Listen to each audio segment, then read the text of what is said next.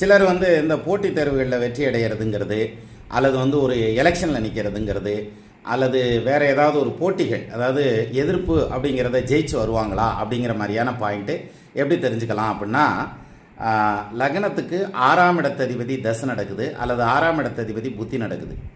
அவங்க வந்து ஸ்ட்ராங்காக இருக்கார். யார் 6ஆம் இடத்ததிபதி ஸ்ட்ராங்காக இருக்காருன்னா நிச்சயமாக அவங்களுக்கு பிரமாதமான அளவில் வெற்றி கிடைக்கும். அதாவது போட்டித் தேர்வுகளாகட்டும், அல்லது ஒரு போட்டி ஆகட்டும், அது விளையாட்டு போட்டியாக இருக்கலாம், அல்லது ஒரு எலெக்ஷன் ரிசல்ட்டாக இருக்கலாம், அல்லது ஒரு அசோசியேஷனில் வரக்கூடிய எலெக்ஷனாக இருக்கலாம். எதுவாக இருந்தாலும் 6ஆம் இடம் சம்மந்தப்பட்டு அந்த 6ஆம் இடத்ததிபதி ஸ்ட்ராங்காக இருந்தால் அந்த தசாபுத்தி நடந்தால் ஜெயிப்பான் சார்.